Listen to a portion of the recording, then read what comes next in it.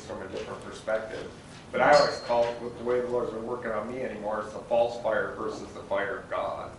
And many times the enemy ignites a false fire, which the way I identify a false fire is it really doesn't produce change that causes me to get towards God.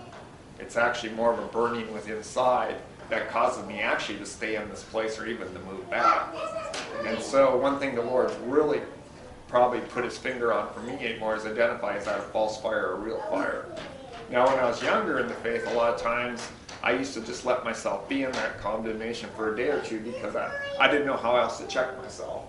You know, if I'm in the wrong place and God's trying to knock on the door, I didn't want to be obstinate and not let that knocking be heard. So I just let myself in that place.